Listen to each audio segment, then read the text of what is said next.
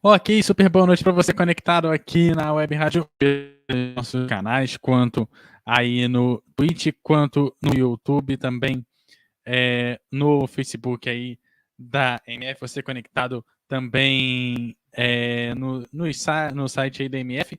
Bom, seja muito bem-vindo. Hoje a Fanáticos por Copa começa já a repercussão. Vamos ver o que a gente pode esperar da final. Vou começar sempre cumprimentando quem está aqui do meu lado, começando aqui com o Guilherme. Boa noite para você.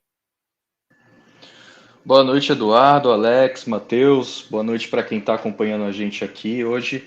Vamos aí debater a França, né? Como ela vem para essa final. Vamos trazer toda a campanha da atual campeã do mundo, né? E vamos aí, vai ser legal. E é isso aí.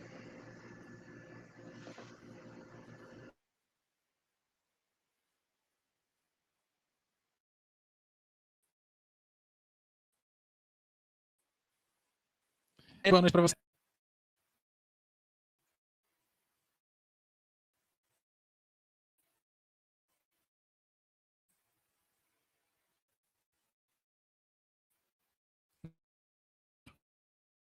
Boa noite. Acho que o Couto deu uma travada. Não sei se foi para mim que ele deu boa noite, mas vou dar uma boa noite aqui então pro Couto, pro Guilherme, pro Alex, para todo mundo que está nos acompanhando em mais um Fanático por Copa aqui na MF, para a gente debater então a França, né? Já pensando nessa grande final, vai ser um grande jogo, certamente França e Argentina, e a França chegando forte aí para a busca do tricampeonato, né? E o segundo consecutivo. É isso aí, também já vou seguindo enquanto resolve ali. Eu acho que deu uma travada para mim também. Mas é isso, boa noite, pessoal. Boa noite, Eduardo, Guilherme, Matheus. Vamos falar um pouco aí dessa França que, bom, vai fazer uma das finais que para mim vai ser uma das mais disputadas desses últimos anos de Copa aí que a gente teve.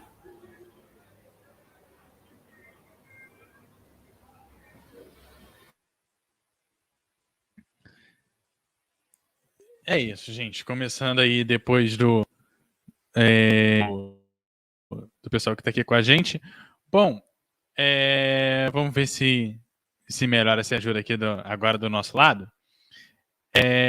Bom, começando com você, começar então com o Alex. Alex, seu destaque inicial, a gente tem aqui uma final Argentina e França. O que dá para destacar aí para a gente?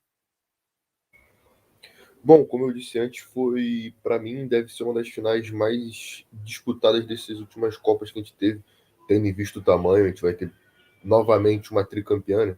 Hoje a gente não tem nenhuma seleção tricampeã e depois de domingo a gente vai ter uma seleção com 3 Copas. E além disso, é um confronto que coloca novamente forças europeias, sul-americanas, enfim, existe também esse tempero no jogo. E é um jogo que existem vários temperos por fora, né? Tem a parada do Messi com o Mbappé, talvez um jogador fazendo a sua última Copa e sendo o dominante de uma era, e o Mbappé que tem tudo para ser o jogador mais dominante da próxima era, tem essa coisa de quase que de passagem de bastão. E para mim é um jogo que não tem favorito, cara. É um jogo que eu coloco como 50-50. Realmente eu acho que o que vai fazer a diferença nesse jogo vai ser ou o Deschamps ou o Scaloni, como eles vão fazer uma tática melhor. Acho que nem talvez para sobressair, mas para neutralizar o adversário.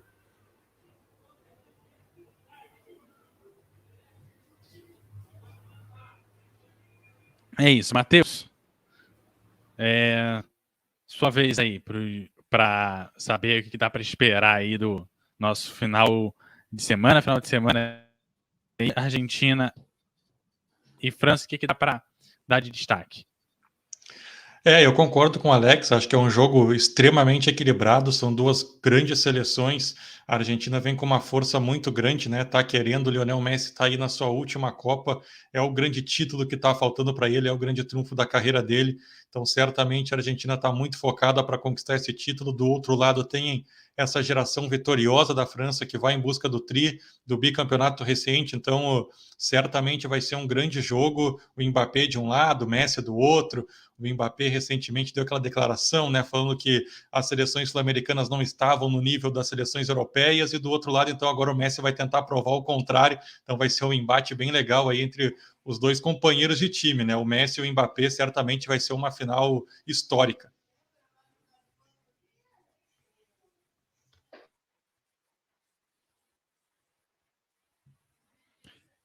É isso, Guilherme. O que dá para destacar aí? França e Argentina jogando domingo, jogo meio-dia. Concordo com os amigos, acho que eles já destacaram muito bem que vai ser um confronto muito equilibrado, 50-50, como o Alex falou. Eu estou muito curioso também para ver como vai se dar. Hoje eu sei que a gente vai falar um pouco, né? A gente vai destrinchar a França, né? Mas eu estou muito curioso para saber como vai jogar a Argentina, né? Porque em toda partida o Scaloni vem alterando, né, o esquema tático da equipe, se adaptando ao adversário. O pessoal está chamando ele até de camaleão, camaleão da tática, que ele vem se adaptando todo jogo. É uma escalação diferente, mas sempre mantendo o modelo de jogo. E eu estou muito curioso para ver como vai se dar essa escalação da Argentina diante de uma França que já é um elenco mais consolidado, mas também que vem de renovações em posições importantes, como do meio-campo. A gente pode citar o Tchouaméni, jovem volante do Real Madrid, titular da equipe da Espanha e que se consolidou na vaga de titular na seleção francesa. Parece que a camisa não pesou ali para o Tchouaméni. A gente tem outros destaques também, como o Theo Hernandes, que acabou entrando no lugar do irmão, que se lesionou na primeira partida contra a Austrália e vem fazendo uma boa dobradinha com o Mbappé do lado esquerdo, é um cara que dá muita profundidade a esse jogo francês pelo lado esquerdo, que esse lado esquerdo da França é muito forte, a gente vai falar disso ao longo do programa. Então eu estou muito curioso para ver como vai se dar esse embate de estratégia, esse embate tático entre as duas equipes. Um jogão, acho que se a gente fosse colocar no começo da Copa, provavelmente essa seria uma das desejadas finais aí da maioria das pessoas. Então, curiosidade aí é o que eu tenho a falar e vamos aí debater a França. É isso, a gente vai debater a França. Lembrando que essa transmissão é apresentada pela Pinaco, a casa de apostas oficial do melhor do futebol. Aproveite as melhores cotações do mercado e aposte sem ser limitado. Cadastre-se, deposite e aproveite a melhor experiência em apostas. O link para você realizar o cadastro você encontra na bio do nosso Instagram. E também no canal do YouTube, na Twitch também. Não perca tempo, dê o seu palpite na Pinaco, cadastre já. O QR Code está aí do lado, né? Para você dar aquela cara do outro lado da tela, a gente está do lado de cá, o QR Code do lado de lá. E entre a gente e o QR Code, a gente começa aí com a retrospectiva aí da França na competição. A França já venceu 2 vezes, levou um vice-campeonato, ganhou em 98, 2008, campeonato lá em 2006. Nessa Copa de 2022, ela teve 6 jogos, 5 vitórias, não teve nenhum empate, teve uma derrota, teve 13 gols marcados, 5 gols sofridos.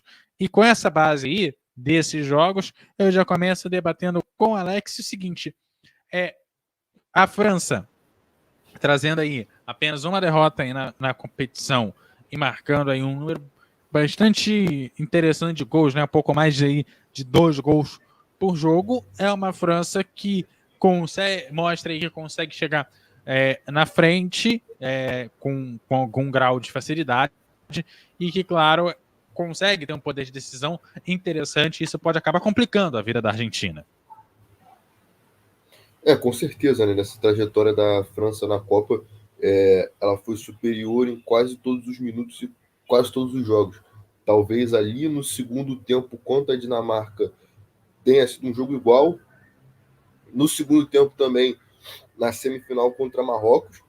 E nas quartas contra a Inglaterra, que eu particularmente acho que a Inglaterra foi melhor no jogo, mas foi um jogo com muita alternância de domínio. Então, acaba sendo... Ela foi melhor, mas não foi algo tão discrepante, né? E a França acaba fazendo o gol no momento que ela acaba sendo mais atacada pela Inglaterra, ela faz o segundo gol. Então, eu acho que ela teve uma Copa muito coesa. Essa derrota, por exemplo, tanto que quando eu coloquei aqui em momentos que ela foi pior, eu não coloquei o jogo que ela perdeu para a Tunísia, porque para mim ela foi melhor quase o jogo inteiro, ela martelou, e foi uma derrota que pouco significou para a França, porque ela entra com o time reserva, já classificada, e aí acaba perdendo o jogo, mesmo que tenha tido criado a maior parte das oportunidades, tenha massacrado quase o jogo todo, ela perde. Mas é uma seleção que sofreu muito pouco, e se mostra com um ataque muito fatal, né? O Giroud, que faz para mim uma Copa sensacional, o melhor centroavante da Copa, no meu entendimento, é o Giroud. Ele dá ali uma volta por cima depois da Copa de 18. O Mbappé, que certamente briga ali com o Messi para saber quem vai ser o melhor da Copa, mas outra Copa sensacional. O Griezmann, que fazendo uma função um pouco diferente, que ele nem, não acho que nunca fez, nem no Atlético de Madrid, como meia centralizado, mais assim, né? Quase que às vezes como um segundo volante, faz uma Copa excelente. Na semifinal, inclusive, desarmou muita bola, né? Até impressionou essa força. E, ressaltando esse jogo contra a Tunísia, foi um jogo que mostrou uma característica diferente da França. Uma França que esperou, contra a Tunísia não, contra o Marrocos, desculpa, que esperou o Marrocos jogar. O Marrocos teve mais a bola, ela acabou esperando mais. E nesse contra-ataque, a França pode ser fatal, né? Porque tem de um lado o Dembélé, que é um cara ambidestro, muito rápido, que também faz uma ótima Copa, e do outro lado o Mbappé tem um finalizador que vive uma excelente fase, que é o Giroud. Então, esse contra-ataque da França pode ser muito fatal. Eu acho que o Scaloni está pensando nisso, inclusive, mas com certeza a França é uma seleção que já mostrou nessa Copa várias formas de jogar. Não só, diferente talvez da Argentina, que muda a sua escalação e muda completamente o jogo, mas ela mostra um poder de letalidade muito grande, que ela pode ser fatal a qualquer momento, principalmente pela força dos seus jogadores.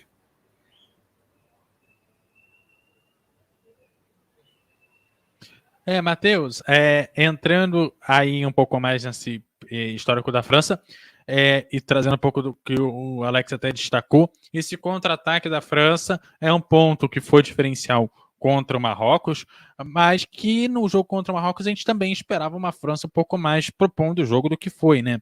Essas mudanças aí de jogar num contra-ataque, conseguir ir para jogo quando necessário, e também, no caso do jogo contra a Tunísia, saber descansar bem os seus jogadores, fazem com que a França chegue muito bem preparada para essa final contra a equipe da Argentina, que foi uma das equipes que mais evoluiu durante o campeonato.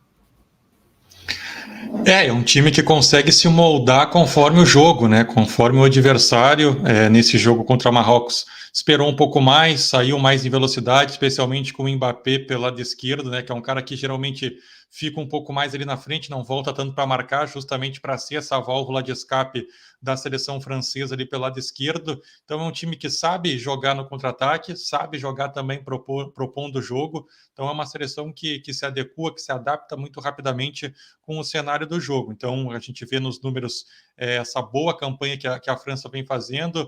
Perdeu no momento em que podia perder, como o Alex falou, não foi uma derrota muito relevante, não foi uma derrota que impactou dentro da seleção, porque já estava classificada, acabou não mudando em relativamente nada, e foi uma derrota ali, um jogo que poupou realmente os titulares. Então é uma seleção que consegue se adaptar bem aos vários cenários que o jogo apresenta, consegue ler bem o jogo, e é um time que tem esse contra-ataque muito forte, especialmente com o Mbappé, né? Tem feito essa dobradinha com o Theo Hernandes muito boa pelo lado esquerdo. A maioria dos gols da França e dos lances perigosos tem saído por ali, então a seleção francesa tem se adaptado bem a esses cenários, e é uma seleção que se der espaço, realmente ela é letal. Os ataques são sempre muito perigosos, chega muito forte, seja com o Mbappé na esquerda, o Dembélé pela direita, que também tem muita velocidade, também tem um escape. Então a seleção francesa é difícil realmente de batê-la, e quando chega no último terço, ela tem sido letal. Não fez realmente um bom jogo contra a Inglaterra, mas quando teve as oportunidades,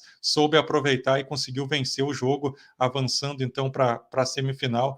É uma seleção muito difícil de se enfrentar, é uma seleção de muita qualidade e que sabe jogar de todas as maneiras diferentes. Seja no contra-ataque, seja propondo o jogo, ela vai acabar se destacando e jogando bem de qualquer forma.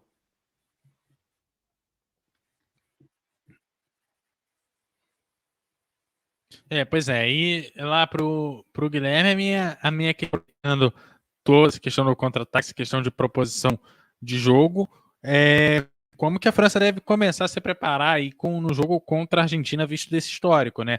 É uma Argentina que vem evoluindo durante a competição, e para que a gente vê o jogo, como que a França vai conseguir se moldar no domingo? O que você já consegue começar a trazer de previsão nesse sentido para a gente? Eduardo, eu acho que é interessante a gente falar também de quanto a França foi evoluindo durante essa Copa, né? Porque a gente até trouxe, eu estava participando da análise dos grupos, a gente analisou do grupo A ao grupo D, e na hora da França a gente destacou muito bem, se eu não me engano foi o Caio também que falou sobre isso, Caio, e ele falou que a França vinha com uma pulga atrás da orelha, né? Era uma questão desse elenco francês, né? Porque se a gente pegar, eu vou até citar aqui, são 8 jogadores da lista de convocações, né, ou de pré-listas, né, que iam ser convocados, que a França perdeu, né? Tem o Maignan, o goleiro, o Kanté, o Pogba, o Camara, o Kimpembe, o Nkunku, o Benzema e agora mais recentemente o Lucas Hernandes. Então, antes desses mais recentes, já tinham algumas lesões que eram peças importantíssimas, que estavam na Copa passada junto com a França, da França campeã, que foram importantíssimos, como o Kanté, o Pogba, enfim, peças importantes que ajudaram a França a vencer e que já estavam consolidadas nesse modelo de jogo do Deschamps. Então, a gente tem que falar que essa França cresceu muito. Eu destaquei a questão do Tchouaméni, que se consolidou ali como titular no meio de campo da França, e ele é fruto dessa entre aspas, renovação meio que forçada por conta das lesões. Então é interessante a gente falar sobre esse crescimento da França ao longo do campeonato, que veio cheio de dúvidas aí de como esse elenco ia se portar, e já começou metendo um 4-1 na Austrália de estreia, e depois foi fazendo jogos se consolidando, né, principalmente defensivamente. Se a gente pegar, né, a França só sofreu 5 gols e tem ali no Varane que estava lesionado antes da Copa, era uma dúvida também, mas acabou se recuperando e foi convocado e tá aí disputando a Copa do Mundo. Só sofreu 5 gols. Ele e o Pamecano, que vem fazendo uma ótima Copa também, jovem zagueiro. E quando precisou também, o Konaté fez boas partidas quando precisou dessa substituição ali na zaga. Então, a gente precisa destacar essa evolução, esse crescimento, essa consolidação de algumas peças nessa entre aspas, nova França, né, digamos assim. E eu acho que, pensando o jogo contra a Argentina, a gente tem uma Argentina que tem um meio de campo muito forte, independentemente da ausência do Lo Celso, né, que era uma peça-chave nesse meio campo da Argentina. A gente vê um Scaloni remodelando as peças ali para poder continuar com esse meio campo forte. Para mim, o ataque e, sobretudo, o meio-campo da Argentina são os dois setores mais fortes dessa equipe. Então, se a França, de repente, quiser propor mais um jogo, enfim, pensar mais esse jogo a partir do meio de campo, de uma construção mais consolidada ali nesse setor do campo, de repente reforçar esse setor, ou também apostar nos contra-ataques, nas ligações diretas, que a gente vê que, como os companheiros destacaram aí, que vem dando muito certo, né? A França tem muito repertório, tem repertório para propor o jogo, tem repertório para fazer esse jogo mais direto, de contra-ataque, de ligações para os pontas, né? O Alex citou muito bem o Dembélé, que vem fazendo uma ótima Copa. Do outro lado, a gente tem o Mbappé, que não precisa nem falar. Então, uma alternativa para a França pode ser acabar explorando mais esse jogo direto contra a Argentina. A Argentina deve propor o jogo, deve trabalhar mais a posse da bola, e a Argentina, a gente sabe que é um time que não tem muita velocidade, não tem muita profundidade pelos lados, eles costumam atacar muito pelo centro do campo, onde tem o Messi, né, sua principal chave ali nesse esquema de jogo do Scaloni. Então a França pode explorar muito bem as costas dos laterais. Os laterais da Argentina costumam subir bastante para atacar, são laterais que dão muita profundidade e acabam sofrendo um pouco com esse espaço deixado, né, nas costas. Então é algo que a França pode ali, enfim, atrair a Argentina e explorar mais esse jogo direto para o Mbappé, para o Dembélé, para o Giroud ali fazendo um pivô, distribuindo a bola, recebendo e distribuindo para os lados, que ele já fez em alguns jogos dessa Copa. Então, pode ser uma alternativa aí para a França, né? E a gente tem que ver também como a Argentina vai vir para esse jogo, né? Porque o Scaloni vem mudando aí o camaleão tático, aí, como a gente falou, que ele vem se pensando no jogo da Argentina a partir do adversário. Então, a gente tem que pensar nisso também. Mas acho que essa alternativa, esse repertório do contra-ataque, desse jogo mais direto da França, pode dar muita liga contra a Argentina, que, na minha visão, tem uma defesa também muito fraca, né? Não diria fraca, né? Mas é uma deficiência dessa equipe, essa defesa da Argentina, sobretudo pelos lados ali, o miolo de zaga também com o Otamendi, enfim. É um ponto que a França pode explorar muito bem, que é esse jogo mais direto. A França que também acabou O único jogo no qual ela não tem nenhum gol foi no jogo que ela teve a derrota ali contra a Tunísia. Nos outros jogos foram pelo menos 2 gols feitos aí pela França, né? O placar mais magro foi 1-0 da Tunísia, né? Todos os outros aí jogos também com bastantes gols, né? Tirando a semifinal com o Marrocos, que foram só 2, né? Todos os outros, as duas equipes também chegaram a marcar e saíram, né? Pelo menos 3 gols ali na partida. Então, a França em campo é, claro, um jogo com bastante gols, né? E dos dois lados, né? O primeiro 4-1 contra a Austrália, seguido de um 2-1 contra a Dinamarca, e depois a derrota para a Tunísia 1-0, jogos pelo grupo D. Depois, nas oitavas, a França fez 3-1 em cima da Polônia, depois 2-1 em cima da Inglaterra, placar mais magro, 2-0 aí em cima aí do Marrocos, claro, tirando a derrota. O grande destaque do time é o Mbappé, 6 jogos, 5 gols, né? Ele foi o homem do jogo 3 vezes, deu 2 assistências. Bom jogador, né? Um jogador aí de destaque da equipe da França. Vou começar aí com o Matheus.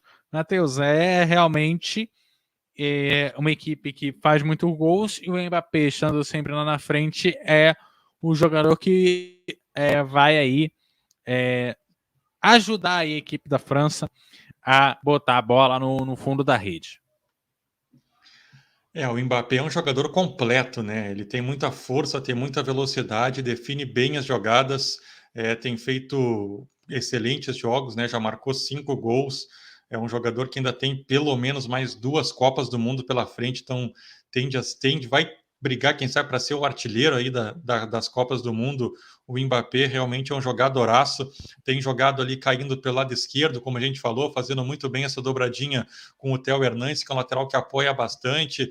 Então eles estão se entendendo muito bem, com o Griezmann também, que por vezes encosta por ali, que é um jogador que tem se movimentado muito bem. Além de ser um jogadoraço, ele tem o apoio de grandes jogadores ao lado dele, né, que ajudam também nesse sistema ofensivo. É um jogador de muita velocidade, é a válvula de escape dos contra-ataques, é um jogador que tem presença diária também, né, teve um gol que ele marcou, acho que foi contra a Dinamarca, né? O segundo gol que vem o cruzamento do Griezmann, ele fecha na segunda trave, nas costas do marcador.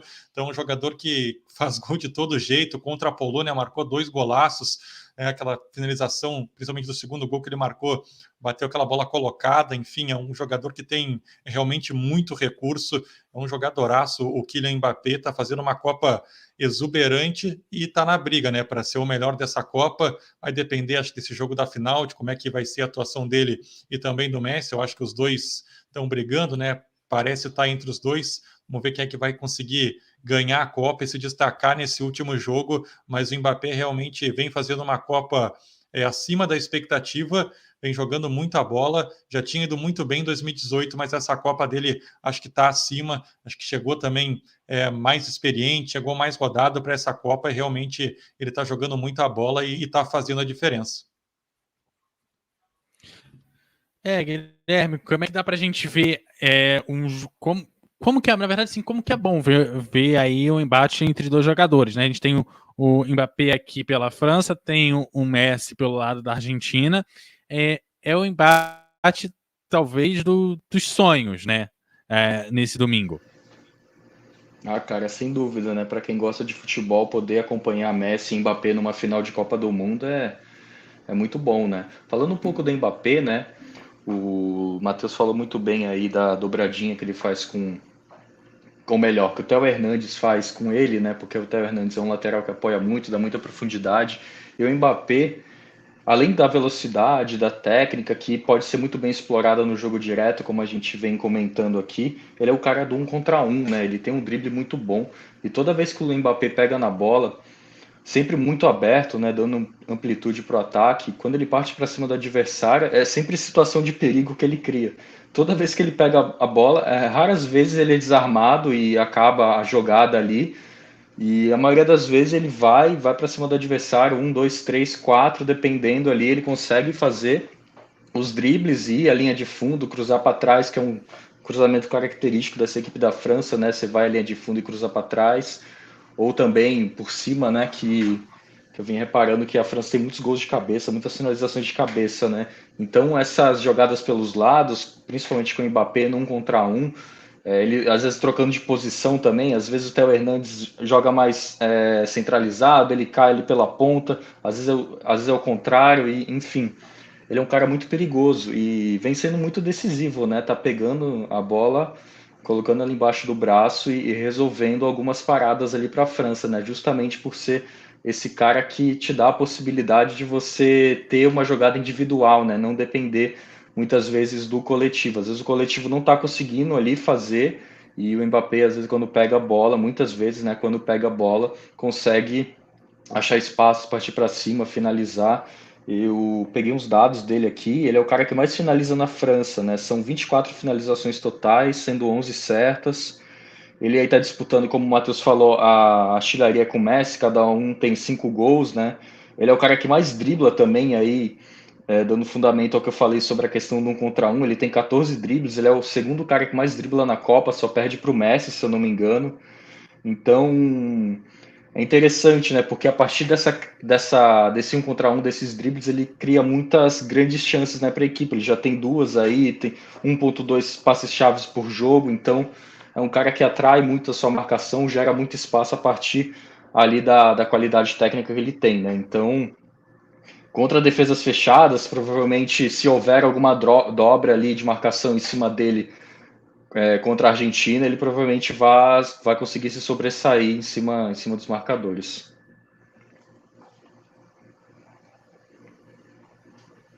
Alex, Mbappé, sua análise. Bom, é um cara que se transforma em Copa do Mundo, né? Ele é um grande jogador, acho que durante períodos normais, mas ele vai conseguir fazer um feito, se ganhar, né? A Copa vai fazer um feito absurdo, né? Com 23 anos, ter 2 Copas do Mundo.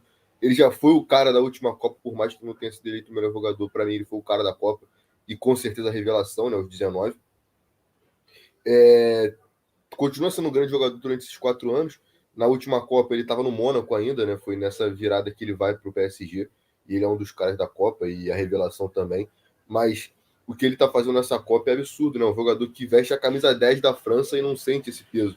Ele é um jogador que, bom, é muito importante para o estilo de jogo da França. Algumas vezes, não da mesma forma que como acho que está sendo comparado, né? O melhor jogador, acho que vai ficar entre ele e o Messi, com certeza, que é quase que necessário. A França acho que consegue jogar sem ele, mas assim, o time procura muito ele porque ele cria muito, né? Um jogador que cria muito, e ele é um cara que vem criando muito, né, durante essa Copa, e principalmente ele do lado do campo, ele é muito difícil fazer, e com certeza hoje, por exemplo, o Scaloni deve estar pensando, e vai pensar os dias em como ele vai montar o time para parar esse cara, né? Até porque ali do lado em que ele joga, eu acho que existe uma grande desigualdade de quem ele vai enfrentar na final pro lado dele, né? Ele vai ter uma sorte, seja o Montiel, seja o Molina, enfim, ele tende a ter mais, a ser melhor, né, do lado do campo.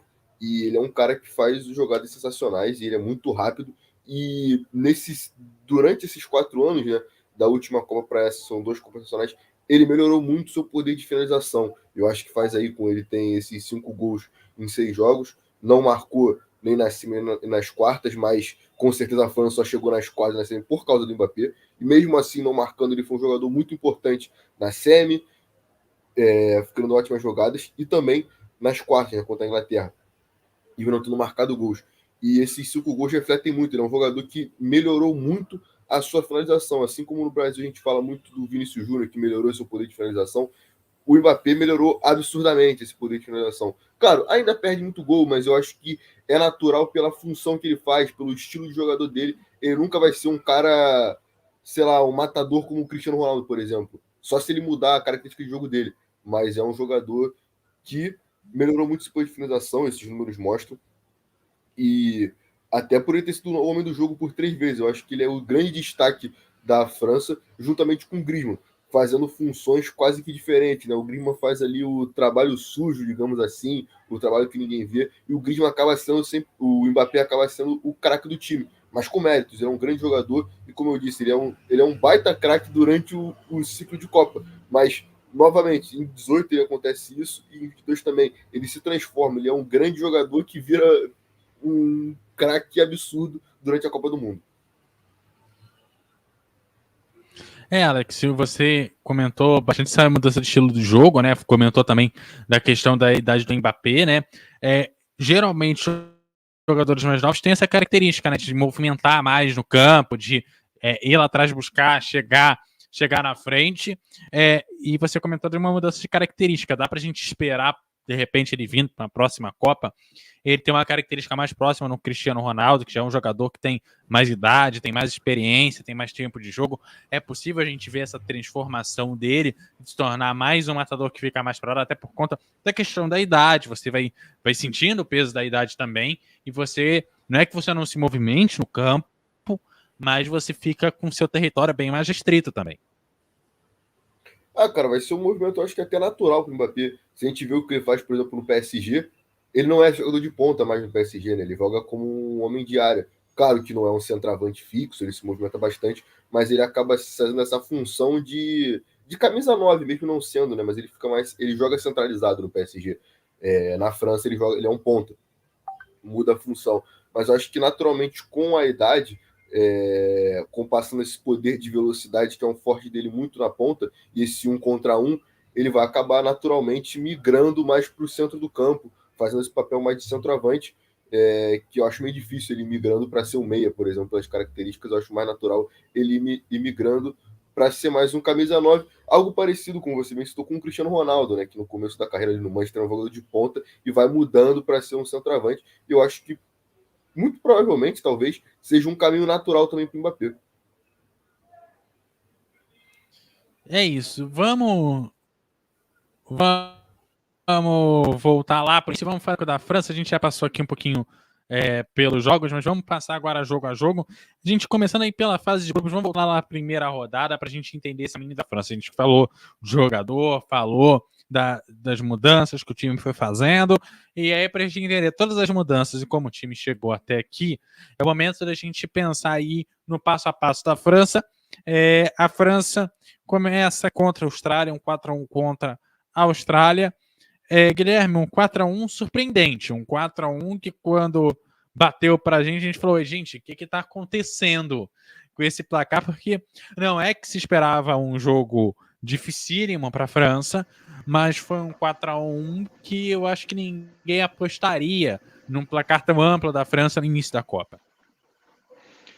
A França chegou chegando, né? Eles tomaram um gol, né? Eles começaram atrás do placar nesse jogo, tomaram um gol aos 9 minutos do primeiro tempo, e foi também o momento da lesão do Lucas Hernandes, né? Ele saiu, não lembro o jogador que recebeu o passe da defesa da Austrália, recebeu um lançamento direto, acabou dominando, e na disputa ali o Lucas Hernandes acabou se lesionando, né? Ligamento do joelho, ele já caiu ali na hora. E a defesa também não conseguiu cortar esse cruzamento que passou em frente ali do gol, né? E o Goldwyn da Austrália acabou marcando o primeiro gol, né? Mas aí depois a França, e foi algo que me chamou muita atenção, passou, né, a ter um domínio maior do jogo, passou a controlar melhor as ações da partida, com a posse da bola, trabalhando mais também no campo de defesa da Austrália, subindo suas linhas, jogando a Austrália para trás. A Austrália que nessa Copa a gente viu que é uma equipe que defende muito bem a sua meta, que não deixou os adversários chegarem sobretudo ali pelo chão e pelas pontas também. Conseguia fechar muito bem esse meio e as pontas. E a alternativa que a França usou foram os cruzamentos. Eu até anotei aqui que foram 3 gols de cruzamento. O primeiro do Rabiot, num rebote ali de escanteio. O Theo Hernandes já recebe na esquerda e cruza para o Rabiot. O Rabiot sobe, acaba subindo entre a marcação e marca o primeiro gol. O gol também da virada saiu com participação do Rabiot, né? Que ele subiu a pressão. A França também, né? Nessa questão de jogar ali já no campo de defesa da Austrália, subiu a marcação e conseguiu recuperar a bola e tocou para o Giroud, entrou na área e tocou para o Giroud fazendo aí o gol dele. Depois o Mbappé acabou perdendo, né, um gol que o Griezmann recebeu na direita, entrou na área e tocou para ele, mas aí Depois o Theo Hernandes aí já mostrando também que, enfim, já era um cartão de postal ali do que ele poderia entregar nessa Copa, né? Ele vai à linha de fundo, cruza, enfim, a jogada acaba passando em frente ao gol e sobra para o Dembélé, se eu não me engano, e o Dembélé cruza e o Mbappé acaba fazendo de cabeça, né? Entrando ali na área e fazendo de cabeça mais centralizado. E o quarto gol é uma jogada individual, né, do Mbappé, num contra um, para o Giroud. Enfim, a França foi, né, controlando o jogo, tomou esse susto no começo da primeira etapa, mas depois conseguiu controlar todas as ações, botou a bola no chão e fez esses 4 gols aí, que foi um cartão de visitas que a França apresentou aí para a Copa, para mostrar, ó, a gente está aqui, a gente, apesar das dúvidas, apesar das nossas lesões aqui, a gente está com um elenco entrosado, com um elenco forte, que pode produzir muito, e que foi o que eles fizeram nesse jogo contra a Austrália. Alex, esse pé na porta mudou a expectativa de todo mundo com a França, né? Claro, obviamente, passado da fase de grupos, todo mundo apostava que a França fosse conseguir, mas muita gente apostava que, de repente, quando chegasse numas oitavas, numas quartas de final, a França teria bem mais dificuldade do que realmente ela teve. Perfeito, é um cartão de visita sensacional. Realmente, eu estava até fazendo as anotações tentando analisar um pouco como foi cada jogo. E a França joga um dia depois da Argentina, da estreia. E é quando a Argentina perde para a Arábia Saudita. Então já tinha essa coisa de podemos ter zebras na Copa e tal. E até são as duas seleções que chegam até a final. Mas a França era uma seleção que chegava muito com uma desconfiança, né? Principalmente com os jogadores que ela perde pelo caminho, jogadores importantíssimos, né? Que a França acaba perdendo, o Pogba, o Kanté, o Benzema, enfim. São vários nomes que a França perde durante o caminho e logo no começo já perde o Lucas Hernandes, né? Que depois entra o Theo e faz uma partidaça. E faz uma excelente Copa, inclusive. Mas aí a Austrália abre o placar e depois a França domina com muita tranquilidade. Era um jogo que mostra a maturidade desse time, né? Porque um jogo anterior, que vê uma outra seleção favorita perdendo o jogo, uma seleção da França com muitos jogadores lesionados que acabam deixando a Copa por conta disso, e você acaba perdendo perdendo para um adversário inferior a você, poderia ser uma coisa que os jogadores podiam sentir. Mas a França, com tranquilidade, conseguiu continuar tocando bola, foi dominando o jogo e, naturalmente, foi empatando, vira e faz os 4 gols, porque era muito superior à Austrália naturalmente. Mas esse jogo, com certeza, ela mostra, principalmente, não só pela vitória, mas acaba encerrando essa desconfiança que muita gente tinha. Eu, particularmente, também tinha. E eu acho que, talvez, se fosse apostar ali, antes da Copa, é claro, qual seleção das favoritas poderia dar uma derrapada no caminho? Muita gente colocaria a França. Eu acho que até a maioria colocaria a França por tudo que rondava, né, o pré-copa da seleção francesa. Mas essa estreia acaba colocando uma pedra nesse assunto e estabilizando, né, a França, tipo, não, nós continuamos sendo as favoritas e vamos fazer uma Copa para isso. E a apresentação e a forma que o time lidou demonstrou muito isso. Matheus, qual a importância desse pré-copa? A gente está comentando tanto do pré-copa, das coisas todas que aconteceram com a França. Qual a importância desse pré-copa e desse ambiente também, da concentração da equipe, para que uma equipe chegue num jogo e de repente mostre o cartão de visita como a França fez, mas que outras equipes talvez não conseguissem, ou não tivessem êxito nessa situação, porque eu entendo que cada treinador tem o seu jeito de lidar, tem a sua maturidade de lidar com a equipe também, e quando você tem a França passando por essa situação difícil, concentra e vem com esse tipo de resultado, mostra também o quanto que o técnico ele tem um domínio ali sobre os seus jogadores e nessa gestão de grupo. Então, minha questão é, qual é essa importância desse pré-copa, desde o que acontece antes até essa concentração para chegar no jogo mostrando o cartão de visita?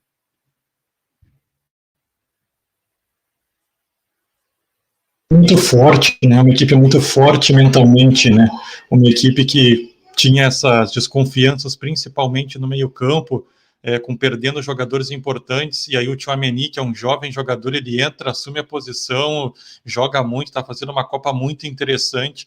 Então, acho que esse ponto psicológico foi importante para a França, para esses jogadores que entraram, não sentiram o peso, não sentiram essa Copa do Mundo. O próprio Rabiot entrou muito bem no meio de campo, então acho que esse fator foi muito importante, né? Até antes de começar a Copa, o Guilherme falou daquele programa que a gente fez analisando os grupos, a gente estava apostando até que a Dinamarca fosse passar em primeiro à frente da França, justamente por tudo isso que rondava a seleção francesa, né? Por toda essa desconfiança que a gente tinha em relação às perdas importantes e pelo bom futebol que a Dinamarca vinha apresentando, tinha ganho da França ali no ciclo recentemente da Nations League, mas a Dinamarca, daqui a pouco a gente vai falar do segundo jogo, não conseguiu desempenhar, e a França passou por cima de tudo isso. Eu acho que por ser muito forte psicologicamente, os jogadores assimilaram bem o que precisava ser feito, e aí conseguiram, já logo na estreia, um placar desse para espantar de fato qualquer desconfiança para cima da seleção, saiu perdendo, mostrou também dentro do jogo essa força mental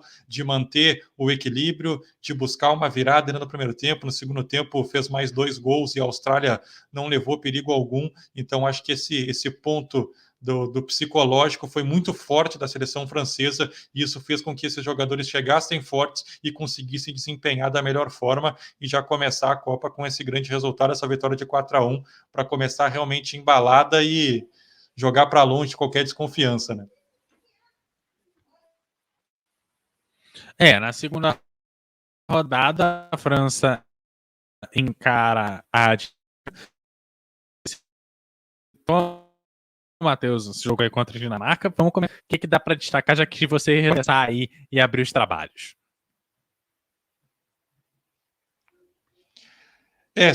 Jogo contra a Dinamarca era um jogo esperado, né? Talvez o principal jogo do grupo, o principal enfrentamento dentro desse grupo, mas a França foi superior, né? A Dinamarca não conseguiu colocar o seu futebol, assim como não conseguiu na Copa do Mundo, nos outros jogos também acabou apresentando muito pouco. Foi um primeiro tempo um pouco mais equilibrado, apesar da França ter tido as melhores chances, acabou parando ali a maioria das vezes no goleiro, no Schmeichel, o goleiro da Dinamarca, mas a França foi melhor, criou mais oportunidades. No segundo tempo consegue sair na frente, logo depois toma um gol de empate, um gol, uma bola parada, mas de novo, né, a França mantém o equilíbrio, mantém centrada, já lá aos 40 do segundo tempo consegue o gol da virada, né, aquele gol que eu falei agora há pouco do Griezmann cruzando para o outro lado, para o Mbappé. Então realmente a França fez aqui novamente um grande jogo, fez um bom jogo, especialmente ali no segundo tempo, né, depois que toma o gol de empate, ela reage rapidamente, não se intimida, momento em que a Dinamarca poderia até, quando depois que fez o gol de empate, ganhar moral e tentar virar o jogo, acabou não conseguindo, a França conseguiu corresponder bem, chegou a esse gol da virada e confirmou a classificação, né? Foi a primeira seleção classificada para as oitavas, já de forma antecipada depois dessa vitória, era um jogo esperado, eu acho esperava um jogo equilibrado, mas a França, de novo, foi superior, conseguiu colocar essa superioridade e sair com mais uma vitória.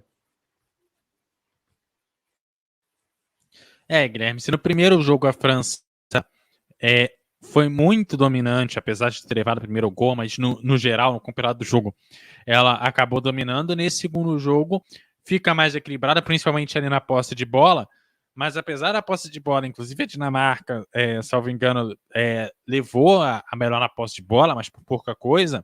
A França chutou quase que o dobro de vezes, mais que o dobro de vezes ali que a Dinamarca, né? Acho que foram 21 chutes a 10.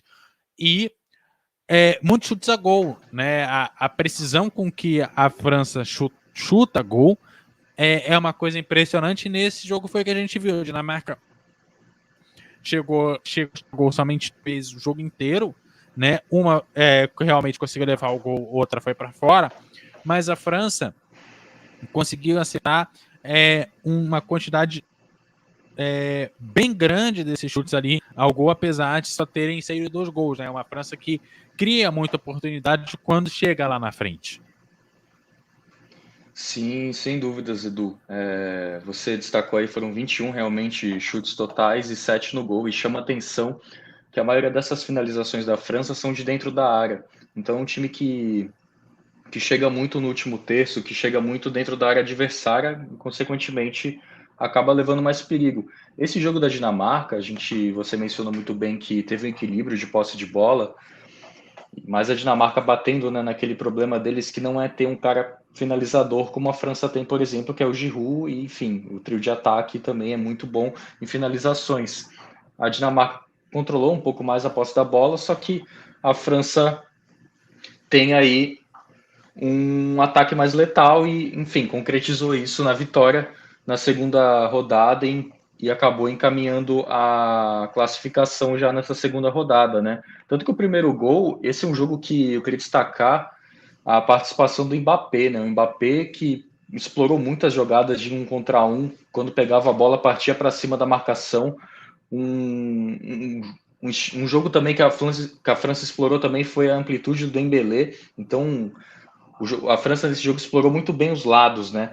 Os lados com seus pontas dribladores, né? O Mbappé de um lado e o Dembélé do outro. Mas o Mbappé, enfim, não só porque ele fez 2 gols nessa partida, mas porque ele pegava a bola e partia para cima no contra 1, gerava muito espaço, entrava na área. O primeiro gol, né? Só citando, sai aí de um contra-ataque. Se eu não me engano, o Giroud recebe ali no meio, já toca para o Mbappé, o Theo Hernandes já passa também fazendo essa dobradinha. Os dois ali trocam de posição, o Mbappé acaba caindo um pouco mais por dentro, o Theo Hernandes vai em linha de fundo e cruza para ele, o Mbappé bate ali de primeira, se eu não me engano a bola desvia e acaba tirando o Schumacher do lance, da defesa, mas enfim, foi a França aí apostando nessa velocidade como que a gente vem falando, né? E é muito letal essa velocidade. E o segundo gol também, né? Foi de um cruzamento, né? Foi de um lance direto, perdão, uma ligação direta para o Coman. E aí o Griezmann aproxima ali do lado direito, recebe a bola e faz o cruzamento para o Mbappé que estava entrando na área, ou seja, mais uma finalização de dentro da área que concretizou a vitória para a França, né? Eles tomaram um susto aí que foi o gol de empate em bola parada, né? E é algo que chama atenção nessa França, que às vezes eles ficam meio perdidos na bola aérea, dentro da área. Esse é um ponto também que a Argentina pode explorar, mas acredito que não vai explorar, porque também não tem um cabeceador ali. O Juan Álvares não é um cara grandalhão, né? Que, enfim, disputa bolas ali na área, como é o Giroud, por exemplo. Mas é um ponto para a gente prestar atenção nessa França, que às vezes acaba sofrendo um pouquinho com a bola aérea, mas enfim, esse foi um jogo do Mbappé e que chamou muita atenção, mostrando aí o cartão de visita dele na Copa, né? Assim como já foi no primeiro jogo, mas nesse que o nível técnico do adversário era um pouco mais superior, que batia de frente, e a França já vinha mordida ali também das 2 derrotas na Nations League, acabou buscando aí essa vingança, né, digamos assim. Então o Mbappé aí foi o cara dessa partida. Alex, o único confronto europeu aí do grupo D, o que você destaca desse jogo França e Dinamarca, segunda rodada, 2-1 para a França? Bom, acho que foi o jogo mais difícil da França nessa fase de grupos, mas era o esperado, né? Eu acho que até a Dinamarca decepcionou um pouco ao não... Enfim, não fez uma boa primeira fase, decepcionou um pouco. Até, como foi falado aqui, eu também até arriscava a Dinamarca em primeiro lugar nesse grupo. Eu achava que a Dinamarca poderia ser uma das surpresas da Copa, enfim, não acabou sendo. Mas foi o jogo mais difícil. Porém, a França foi muito melhor no jogo, teve maior domínio. Talvez ela tenha sofrido ali uma pressão para o empate na parte final do segundo tempo ali, entre os 30 até os 15 minutos. É um segundo tempo mais difícil, mas que também não chegou a ser algo que colocasse em risco a vitória da França. A França faz um jogo bem coeso. O Mbappé, para mim, foi o melhor jogo dele na Copa, de todos os jogos, por mais que ele tenha feito duas partidas. Esse jogo em especial, ele faz uma excelente apresentação. E foi um jogo que a França foi superior. E, estranhamente, foi o único jogo que a França ganhou da Dinamarca nesse ano, né? Ela jogou algumas vezes com a Dinamarca nesse ano e perdeu todas, algumas derrotas até de goleada. Mas, no momento que estava valendo de verdade, que era na Copa do Mundo, a França consegue fazer uma boa apresentação, é melhor durante quase todo o jogo. No segundo tempo sofre um pouco, mas algo também mais no desespero da Dinamarca de tentar empatar a partida, né? Para ter uma chance um pouco melhor ali no terceiro jogo, enfim. Mas é um jogo que a França consegue dominar bem, garante a sua classificação antecipada, que dá até o direito, né, dela perder no terceiro jogo para a Tunísia. É isso. Falando do terceiro jogo a Tunísia. Vou começar acionando o Guilherme. Jogo estranho, né? Porque a França, ela domina praticamente tudo que você pode falar da estatística, domina a posse de bola, 66% na posse de bola, domina em quantidade de chutes, foram 10 chutes, apesar de só 3 foram a gol, fez uma quantidade bem menor de falta, teve 8 escanteios contra 7 ali da Tunísia, e levou bomba nesse jogo, perdendo aí de 1-0. Foi o time reserva, né? Eles tiveram, né, esse direito aí, digamos, entre aspas, de poder jogar com o time reserva, descansar os titulares. E o Deschamps botou, né, algumas improvisações, né, como por exemplo, o Camavinga na lateral esquerda. E ele acabou, enfim, com esse desentrosamento do time, acabou gerando muito espaço para a Tunísia, né? A Tunísia explorou muito bem, sobretudo, esse espaço no meio. Tanto que o gol da Tunísia sai ali pelo meio, né? O camisa 10 recebe, avança, ninguém aperta, ninguém dá o bote, e ele acaba chutando na saída do goleiro. Então, acredito que foi mais dessa questão da falta de entrosamento que ocasionou aí essa derrota para a Tunísia, né? Também, claro, obviamente, destacar o bom jogo que a Tunísia fez, marcando em cima, pressionando a França, controlando.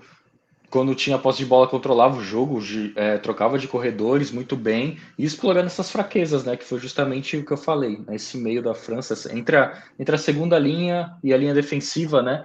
Tinha um buraco ali no meio, aí a Tunísia conseguiu explorar muito bem, né? E é isso, né? E destacar também quando entrou a tropa de choque, né? Entrou o Griezmann e Mbappé, aí obviamente a França deu uma melhorada na partida, até chegaram a fazer o gol, né? Nos acréscimos, mas a origem do lance ali teve uma falta e o gol do Griezmann acabou sendo anulado.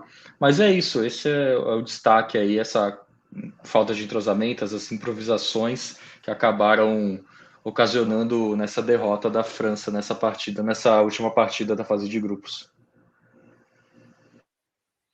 Matheus, essa falta de entrosamento dos titulares é muito mais comum em seleção do que, às vezes, no time que a gente está jogando ali quase todo dia, né? A seleção, por ter menos treino, menos jogos, quando você precisa acionar um grande número de reservas, isso é dor de cabeça.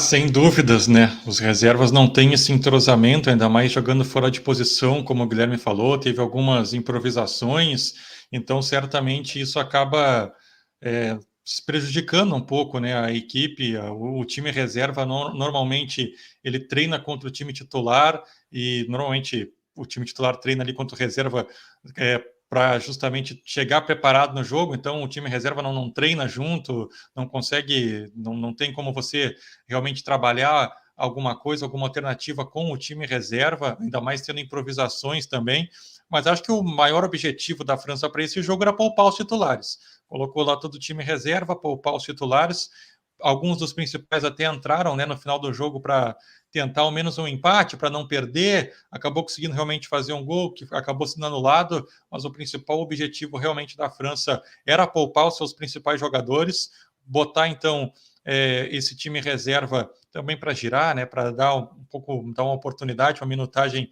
para outros jogadores, mas a derrota não era para realmente, a França não sentiu a derrota, até porque sabia, né, que não ia mudar muita coisa. A Tunísia fez realmente um bom jogo, acreditando que poderia, quem sabe, se classificar, acabou não conseguindo por conta da vitória da Austrália. A Tunísia fez um bom jogo até onde conseguiu, mas realmente esse fator do time reserva acabou complicando, prejudicando e fazendo com que a França perdesse o jogo, mas perdeu no momento em que poderia perder, se deu ao luxo de perder esse jogo, porque já estava com a classificação garantida, poupou os principais jogadores, que foi importante para chegar depois forte nas oitavas de finais. Então não foi uma derrota que atrapalhou a campanha da França, não.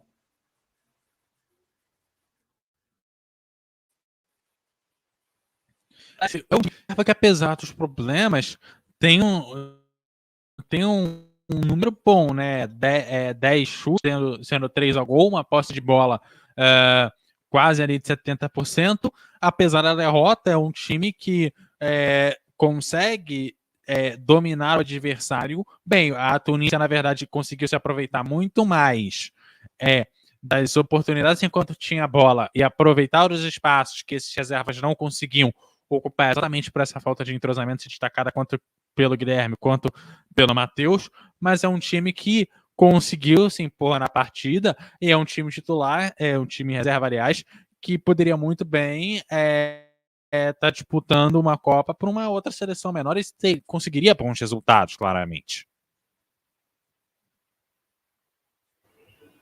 É algo que foi parecido com o Brasil, né?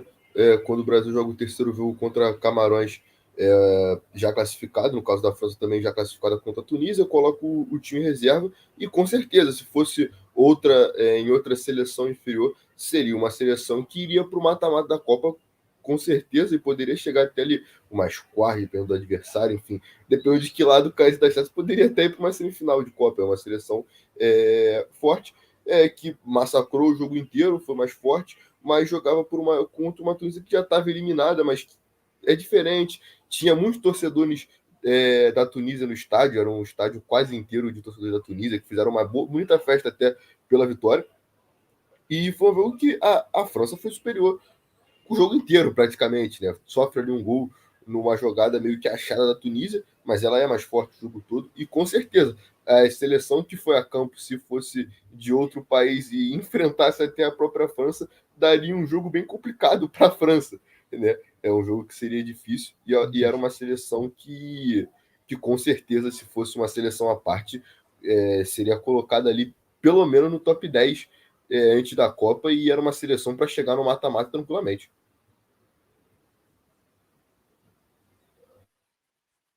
Falando em mata-mata, para ele, aonde a França chega, faz um 3-1 em cima da Polônia. Alex, a gente já vê aí a França já com o cartão de visita pronto. Como você bem destacou, como o Brasil chega classificado ali no terceiro jogo, classificado mais cedo, tem um jogo tranquilo, acabou sofrendo a derrota, mas teve um jogo realmente bastante tranquilo. Chegando nas oitavas, a gente perdemos porque a gente podia perder e estamos de volta.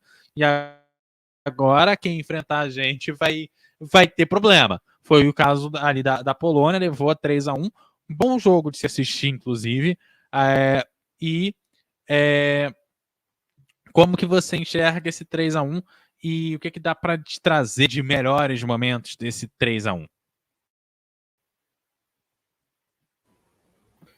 É um jogo que foi uma tônica desse dia, inclusive, né? A própria Inglaterra foi um jogo bem parecido, digamos que com o jogo da França. É um jogo que no primeiro tempo a Polônia até tenta ali engrossar o jogo, até o final do primeiro tempo faz ali um jogo parelho, mas obviamente a França ainda melhor no jogo, mas um jogo mais difícil do que o esperado, principalmente pela forma de como a Polônia tinha jogado até com a própria Argentina, quase que covarde, enfim. Mas era um jogo que a Polônia engrossa ali até os 40 minutos. Depois, naturalmente, a França vai engrenando e vai ditando o ritmo do jogo e aí vai construindo o resultado, né? É um jogo que a França é melhor no jogo, a Polônia até tenta criar algo ali, mas acaba não sendo tão eficiente no jogo durante a partida. E ali, depois do primeiro gol, né, da França, o jogo acaba ficando mais tranquilo, porque aí também a Polônia não teve mais força, né? Aquela força que ela tentou para fazer no começo meio que acaba com o gol. E aí depois constrói o placar. Eu até tentei procurar na minha anotação, eu tenho certeza se o gol da Polônia sai quando tá 2-1 ou quando já tá 3-0. Quando tá 3-0, foi de pênalti, inclusive, bem no finalzinho. Isso. Que foi uma repetição, né? Porque o Leva bateu, o Lloris tinha se adiantado, aí mandou voltar, aí depois ele fez. Ah, sim, correto. Então foi um jogo que depois que a França faz seu primeiro gol, ela vai construir o placar, constrói ali o 3-0 e não sofre muito, né? Foi um jogo bem tranquilo para a França, que passou sem nenhuma dificuldade pela Polônia.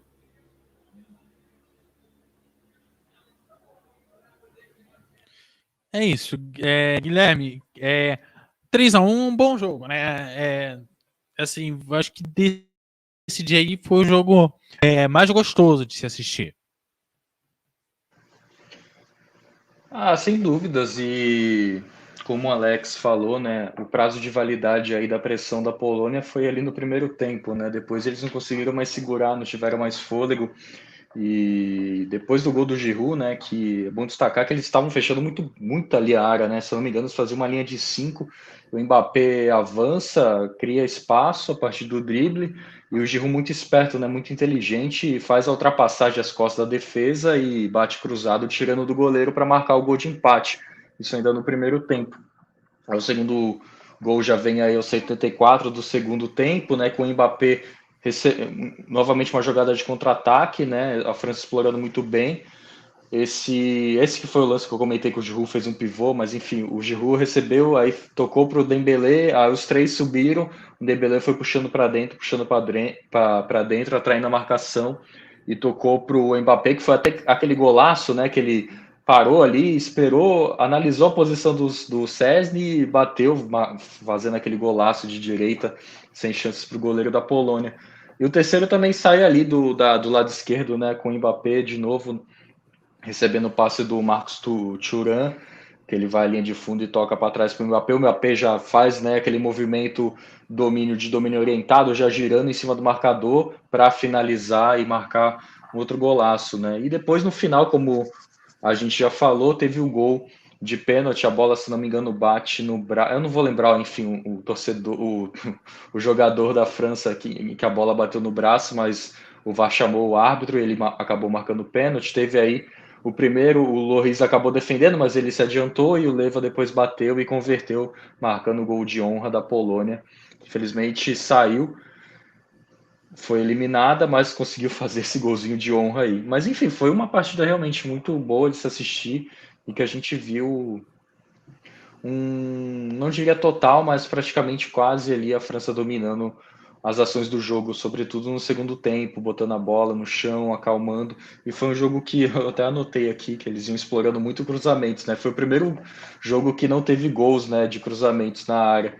Então a França aí explorando outros caminhos, né, para chegar no gol. Foi um jogo muito bom, muito seguro, né, da França, muito coeso, muito unido ali, né? Uma unidade, a gente vê uma unidade desse modelo de jogo. Matheus, e aí, o que dá para destacar desse 3-1 da França contra a Polônia? França vencendo, avançando para as quartas de final. Jogo divertido, jogo bom, França sofrendo um pouco no primeiro tempo, mas sendo bem tranquila no segundo tempo. É uma Polônia que apresenta um prazo de validade, mas que complica ainda ali o primeiro tempo da França o suficiente para ela voltar um pouco diferente do intervalo. A Polônia tentou incomodar um pouquinho mais, né? Especialmente, realmente, ali até os 40 minutos do primeiro tempo. A Polônia, antes da França abrir o placar, teve uma chance muito boa. O Lloris defendeu, aí no rebote o Varane conseguiu cortar praticamente em cima da linha. Então a Polônia criou algumas chances, levou algum tipo de perigo, tirou a França um pouquinho dessa zona de conforto, mas realmente a seleção da França, ela se mantém equilibrada, forte psicologicamente, não sofre, e aí consegue, num contra-ataque, fazer 1-0 no finalzinho ali do primeiro tempo. No segundo tempo é domínio total, levou o jogo da maneira que deu, conseguiu fazer mais 2 gols. A Polônia foi descontar num gol de pênalti histórico pro Lewandowski, né, marcando esse gol na Copa do Mundo, mas que acabou não adiantando de nada. A Polônia acabou sendo eliminada, mas realmente foi um jogo bem seguro da França, especialmente no segundo tempo. Sofreu um pouco, a Polônia tentou alguma coisa, mas faltou força, falta um pouco mais de qualidade para a seleção polonesa. Faltou ali durante a Copa, né? A gente viu que faltou um parceiro a mais ali para o Lewandowski, que a Polônia tentou do momento que deu, não conseguiu, e aí depois a França abre o placar no final do primeiro tempo. Na segunda etapa tem o domínio total e confirma esse amplo favoritismo que tinha nas oitavas de finais, passando pela seleção da Polônia, como a gente já esperava, né? Já era esperada essa classificação, de uma forma tranquila, chegando forte para as quartas de finais, conseguiu essa classificação realmente jogando bem, mostrando bom futebol, especialmente no segundo tempo, dominou o jogo e venceu com facilidade. É isso, quarta de final, Inglaterra 1, França 2. Guilherme, você que tá trazendo bastante as estatísticas aí dos jogos pra gente, eu começo com você exatamente para falar delas, porque é um jogo em que a França, ela perde basicamente em todas as estatísticas, perde em chutes a gol, 8-5, salvo engano, e na posse de bola, a Inglaterra vem ali com quase 60% contra ali 40 e pouquinhos ali da França.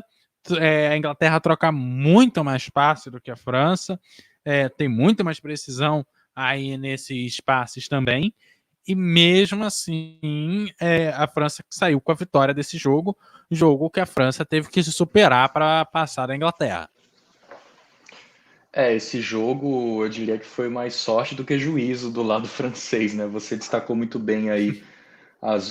Esse foi, inclusive, foi o jogo que a França menos finalizou, né? Sendo totais e no gol. Foram 8 totais e 5 no gol.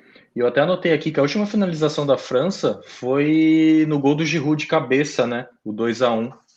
Foi aos 78 minutos. Depois disso, a França não finalizou mais, enfim, no gol e não finalizou na partida. A gente tem que destacar que o plano de deter o Mbappé nessa partida por parte da Inglaterra acabou dando certo, né? Os caras dobravam a marcação em cima dele, o Kyle Walker que ficou, né? A função dele foi marcar o Mbappé, ele até não subia tanto no ataque, ele que é um cara que a gente sabe que tem muita velocidade, muita poder de apoio, de chegada no ataque, ele, enfim, se conteve para poder marcar o Mbappé e dobrar a marcação ali dele. Às vezes chegava o Rice, às vezes chegava um zagueiro também encostando, dobrava, triplicava a marcação em cima do Mbappé e o Mbappé não conseguiu desempenhar muito bem em cima, não conseguiu desempenhar muito bem nessa partida, muito em virtude aí dessa boa marcação que teve em cima dele, né? E acho que a França sofreu muito com isso, né? Porque o Mbappé é referência ali no ataque pelo lado esquerdo e a gente vinha destacando que esse 1 contra 1 dele é muito bom, né, para gerar espaço. E ele não estava conseguindo encontrar muito bem isso, né? E tanto que o primeiro gol, né, quer dizer, conseguiu e não conseguiu, né? Porque o primeiro gol ali ele recebe e acaba puxando para dentro, livrando a marcação e a bola acaba sobrando pro Tchouaméni ali, né? Ele recebe o passe ali, ele acerta aquele chutaço de fora da área, marca um golaço, a bola, enfim, sem chance pro Pickford, que entrou ali na bochecha da rede, né? Do lado do gol. Foi um golaço, mas depois disso o Mbappé sofreu muito, né? Com essa marcação dobrada em cima dele. E a Inglaterra passou a dominar mais as ações, botar a bola no chão, trabalhar muito bem essa posse de bola, trocando muito bem os lados, explorando os lados do campo também, conseguindo chegar muito bem pelos lados, dos dois lados, inclusive, explorando muito mais o lado direito, né, ali em cima do Theo Hernandes, onde estava o Saka também, inclusive, o primeiro pênalti, se eu não me engano, da Inglaterra sai desse lado, né? O Saka puxa para dentro e acaba sofrendo o pênalti, o Harry Kane vai e acaba empatando o jogo. E depois a França usando o super trunfo, que é a bola aérea em cima do Maguire, brincadeiras à parte. O Giroud acabou, né? Ele se antecipando ali ao Maguire, que enfim foi meio lento e acabou fazendo um gol de cabeça, que uma jogada que eles vinham explorando muito bem, né? Que é esse cruzamento para a área para o homem referência, que é o Giroud, que ganha muito bem. Ele é um cara que, enfim, se desgarra muito bem da marcação, né? Ele consegue despistar o marcador saindo ali das costas dele ou até recebendo nas costas dele. Então ele foi ali, se antecipou ao Maguire e conseguiu fazer esse segundo gol, que inclusive aí, como eu mencionei, foi a última finalização da França na partida, né? Porque depois disso a Inglaterra veio para o abafo e teve o pênalti aos 79 minutos, né? Quase 80 aí da segunda etapa. E o Kane isolou, né? Correu para a bola e mandou a bola na lua. Enfim, virou até meme, né? Ele falando que depois que se aposentar, você virar kicker no futebol americano. O pessoal resgatou essa entrevista dele falando sobre isso. Mas esse jogo, enfim, foi, como eu mencionei, muito mais sorte, assim, do que sorte entre aspas, né? Obviamente, do que juízo da França, porque nesse jogo, como a gente vinha mencionando, se no jogo anterior contra a Polônia ela conseguiu dominar as ações do jogo, nesse jogo contra a Inglaterra ela se viu dominada na maior parte do tempo, nos momentos mais cruciais da partida. E, enfim, achou esse gol aí com o Giroud em cima do Maguire. Matheus, o Mbappé, que a gente até destacou ele bastante lá um pouco mais para o início do programa, é o único jogo que ele entra como titular e não marca nenhum gol. O outro jogo foi contra a Tunísia, mas ele entrou já no segundo tempo, e aí a gente vê que realmente foi a única seleção que conseguiu segurar ele lá na frente. Exatamente, a seleção da Inglaterra conseguiu segurar um pouco mais o ímpeto, né, do Mbappé, mas a seleção francesa é claro que tem outros jogadores que conseguem também se sobressair. No momento em que o Mbappé não consegue fazer um bom jogo, que está um pouco mais preso na marcação, outros jogadores conseguem aparecer mais, e aí o Tchouaméni com esse gol, com esse bonito gol que fez de fora da área, depois o segundo gol numa jogada, uma bola alçada na área, então a França consegue encontrar sempre alternativas, mesmo que seu principal jogador não esteja bem, esteja muito marcado, esteja ali no meio da marcação, a França consegue realmente encontrar caminhos para chegar ao gol, né?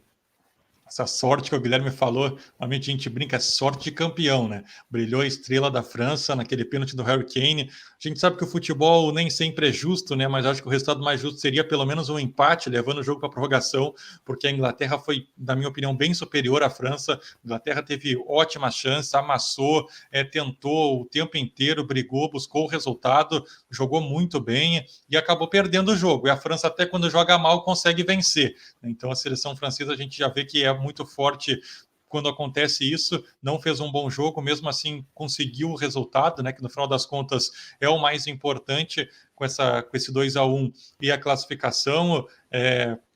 O Guilherme falou do Maguire, né?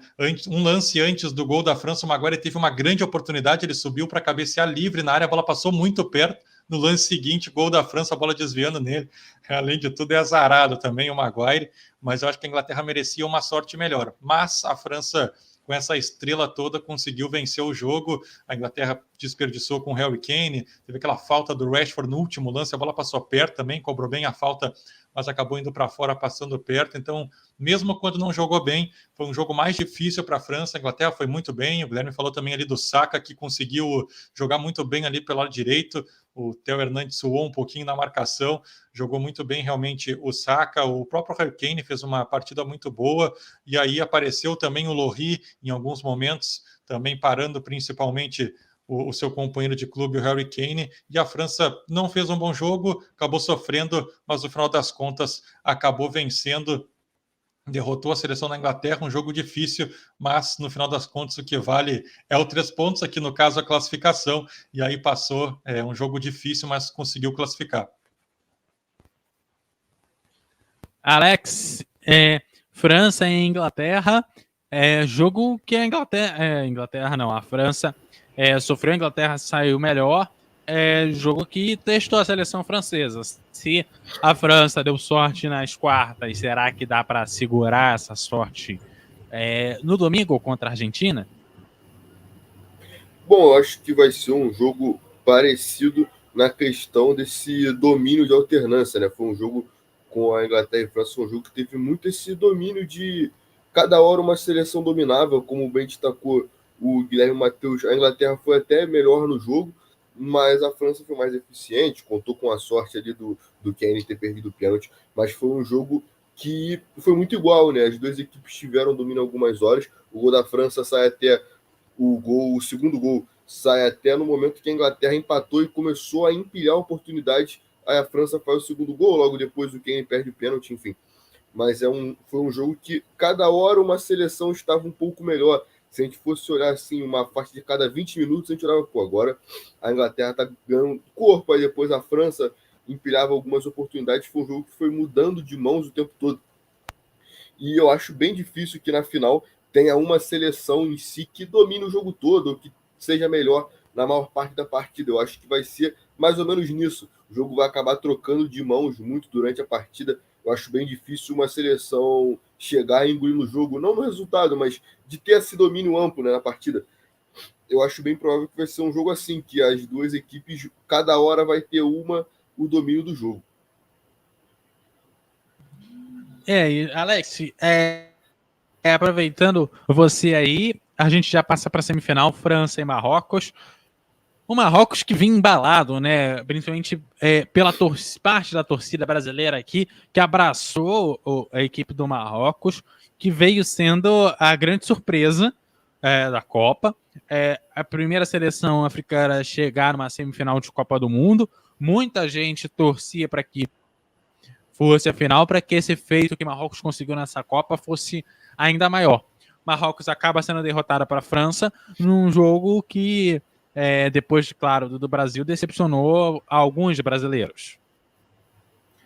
O Marrocos era a grande sensação da Copa, né? Consegue bater duas seleções europeias e favoritas, tanto a Espanha nas oitavas quanto Portugal nas quartas, de forma diferente, mas vai batendo esses adversários e chega na semifinal com essa fama, né, de destruir favoritos pelo caminho, e pega a França, que é a grande seleção, e para mim o Deschamps ele tem uma tática que, se a gente olhar nos jogos que o Marrocos ganhou e passou, ela não teve a bola, né? Ela se defendeu mais e partiu para o contra-ataque.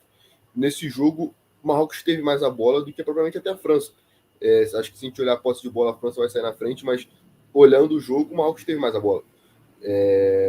Ficou mais tempo no campo de ataque, principalmente no segundo tempo, né? A França faz o gol ali bem no comecinho do jogo. Eu acho que isso muda muita coisa para as duas equipes. O gol do Theo Hernandes sai logo nos 8 minutos. Então eu tenho a sensação de que muda muito a tática dos dois lados do time, da França de esperar um pouco mais a seleção de Marrocos, e Marrocos, por estar perdendo, ter que se lançar mais ao ataque. Mas durante o jogo a gente via que o Marrocos não sabia muito o que fazer com a bola quando estava no campo de ataque, né? E a França se utilizou muito bem disso, soube muito preencher ali o centro do campo, tanto que teve poucos chutes no seu gol. E quando tinha o contra-ataque, foi uma seleção que eu pontuei até lá no começo, foi uma seleção que era mortal, né? Você tem um ataque de um lado do Dembélé, do outro o Mbappé, causa muito estrago. Tanto tem um lance até que ficou famoso do Mbappé, que ele pega uma arrancada, ele deixa o jogador dar o carrinho, ele vai deslizando até bater quase na placa ali de publicidade, que o Mbappé vai embora. E ele é muito fatal nessa parte. Então é um jogo que a França, não diria que se defende, mas deixa o Marrocos um pouco mais com a bola para ter esse contra-ataque que é muito eficiente. E ali, logo depois, no segundo tempo, numa fase que o Marrocos começou a crescer com essa bola, começou a construir chances de fato, a França vai lá e mata o jogo, né? Faz o segundo gol e aí acaba praticamente a partida. Por mais que o Marrocos tentasse ali fazer alguma chance mais pelo ímpeto e pela raça, pela vontade, né, do que propriamente com uma chance de empatar o jogo, vai criando ali chances, mas a França deixa o seu adversário ficar com a bola, porém não sofre com isso. Não tem muitas chances claras de gol para a seleção marroquina, e sempre que chegava o ataque nesse contra-ataque era muito letal pela forma que a França se desenha, né? Porque tem ali o Griezmann, não é um trio de ataque, mas tem no meio de campo o Griezmann, de um lado o Mbappé, do outro o Dembélé, e na frente o Giroud. E na fase que vive principalmente o Giroud, enfim, é uma seleção que é muito letal quando chega o ataque. Então esse contra-ataque leva muito perigo e foi uma forma bem eficiente, inclusive, de neutralizar a seleção marroquina. Pois é, né? Já olhando agora o Matheus, né? É um jogo que Marrocos domina essa posse de bola, passa mais boa parte do jogo com a bola, mas quando a gente passa a olhar o jogo como um todo, é um jogo em que a França e o Marrocos têm basicamente a mesma quantidade de chutes, a mesma quantidade de chutes a gol, a mesma quantidade de faltas, né? Mais ou menos ali escanteio também, né? Então, quando a gente olha o jogo em si, passa para as outras estatísticas, a gente percebe que foi um jogo talvez um pouco mais parelho, mas pelo fato da França ter muito menos a bola, mostra essa efetividade da França, né? Ela pegou, ela resolve, pegou, resolve, pegou, resolve, nesse negócio do pegou e resolve, a França sai com 2-0 do placar. Marrocos acabou tendo mais a bola porque precisou sair mais para o jogo, né? Tomou esse gol muito cedo. O Marrocos chegou até esse jogo, tinha sofrido apenas um gol contra, né? Ainda por cima. É uma seleção que vinha se defendendo muito bem, acabou sofrendo esse gol, né? Ali numa falha do defensor que tentou antecipar o passe para o Griezmann, não conseguiu, a bola passou por ele. Depois do bate-rebate na área, o Theo Hernandes fez o gol. Foi um gol muito cedo e isso fez com que o Marrocos precisasse sair mais para o jogo. Se não saísse esse gol cedo, a França provavelmente é quem ficaria mais com a bola e aí teria posse de bola maior e teria certamente criado mais oportunidades. Então, com a França indo na frente, o Marrocos precisou correr atrás, mas realmente não conseguiu criar grandes oportunidades, até teve uma boa finalização ali logo depois que o Lloris defendeu, enfim. Acho que a seleção do Marrocos foi uma seleção muito corajosa, não só nesse jogo, mas na Copa toda, uma seleção muito organizada, que tentou em alguns momentos levar perigo, mas a seleção francesa seguiu bem, deixou o Marrocos ter a bola para se defender, justamente apostar em contra-ataques, como fez no segundo gol, né, lá no finalzinho do jogo, já o Mbappé ali dentro da área, tinham 4, 5 jogadores em cima dele, ele conseguiu se livrar, chutar, a bola desviou e sobrou para o Colomani fazer o gol. Então a seleção francesa também soube se adaptar ao jogo, deixou o Marrocos ter a bola, por isso o Marrocos teve mais a posse, acabou não tendo efetividade, quem teve efetividade de fato foi a França, e quando chegou acabou conseguindo marcar os gols, esse gol cedo acho que mudou de fato o cenário do jogo, se não fosse o gol cedo, o Marrocos talvez teria conseguido se defender um pouquinho melhor, a França ia seguir ali tentando marcar esse gol cedo acho que talvez mudou realmente a história do jogo, fez com que o Marrocos tivesse mais a bola, mas a França, de novo, né, foi mais letal, manteve o equilíbrio, não sofreu maiores problemas, e aí conseguiu passar pela seleção de Marrocos, né, deixando, como eu disse, a seleção de Marrocos que foi muito corajosa, uma seleção muito bem organizada, acabou ficando pelo caminho, chegou muito longe, né, chegou na semifinal, mas a França conseguiu, então, passar, confirmar esse favoritismo e chegar a mais uma final de Copa. Guilherme, esse jogo França em Marrocos, para a gente finalizar essa retrospectiva da França, qual o seu destaque desse jogo? O jogo aí que a gente fica feliz pela França, mas a galera também tinha aí a sua torcida por Marrocos, pela realização, né, que Marrocos conseguiu nessa Copa do Mundo. Sim, Marrocos mata gigantes, né? Muito bem organizado, uma equipe defensivamente muito sólida, como os meninos trouxeram, e batendo de frente mesmo, né? Muito corajosa, como o Matheus falou. Obviamente, né, esse gol com 8, 7 minutos, se eu não me engano, da primeira etapa, interfere muito na estratégia de Marrocos durante a partida, certamente. E uma questão também que a gente tem que trazer, a França entrou com dúvidas, né, nesse jogo, com pulgas atrás da orelha, como eu costumo falar, que foi a ausência do Upamecano para a entrada do Konaté, que fez uma partida muito segura, muito boa na zaga, fazendo dupla com o Varane, inclusive acho que foi melhor que o Varane nessa partida, e a ausência do Rabiot no meio de campo. A gente sabe que o Rabiot é aquele cara que dá muita progressão nas jogadas, né? E ele joga ali pelo lado esquerdo junto com o Mbappé, então é um cara que liga muito a Mbappé. Passes verticais, chegadas na área, o Rabiot é esse cara. Para a entrada do Fofana, acho que muito da questão também da estratégia da França de buscar essa defesa, esse jogo mais defensivo, passa também pela entrada do Fofana e formando dupla de volantes com o Tchouaméni, né? São dois caras que têm características mais defensivas, então acho que esses dois pontos assim interferiram certamente no jogo da França, assim também como o Marrocos tendo que sair e a França aproveitando muito bem, né? Eu diria que foi um jogo de detalhes, porque o Marrocos, quando tinha a bola, girava muito bem os corredores, girava muito bem os lados, conseguia sim chegar na área da França, mas na hora de finalizar, ou enfim, tinha finalização bloqueada, ou errava, chutava para fora, ou parava no Lloris, né? O Matheus citou muito bem a finalização de Marrocos que o Lloris foi buscar ali no canto esquerdo, fez uma boa defesa. E Marrocos não tem, né, aquele cara, novamente citando o Giroud, né, não tem aquele cara matador, não tem aquele cara finalizador. E eu cito o jogo de detalhes porque Marrocos também estava com desfalques, né, principalmente na zaga. O Saïs estava jogando no sacrifício e depois, enfim, teve que sair da partida porque não aguentava mais. Marrocos vinha muito desgastado também porque foi um time que entregou muito, né, um time que, enfim, passava a maioria de suas partidas marcando, e a gente sabe o quanto o time em organização defensiva, o time ali na defesa marcando o adversário cansa, né? Então o Marrocos, acho que essa questão física também acabou pesando para Marrocos, a gente viu isso em erros de reservas que não, enfim, não estavam com ritmo de jogo, não estavam com ritmo da Copa, do campeonato, errando, né? O primeiro gol sai dessa, né? A França controlando a bola ali um pouquinho à frente da linha de meio de campo, e o Griezmann ali dá, né, um engano ali no marcador, o marcador se precipita, né, tentando antecipar o passe para tentar cortar, mas o Griezmann, enfim, acaba recebendo o passe, passando, entrando na área e cruzando no bate-rebate, como o Matheus falou, a bola acaba sobrando para o Theo e ele faz um belo gol, né, ele até chutou, a bola estava, enfim, muito alta, ele conseguiu fazer um belo gol.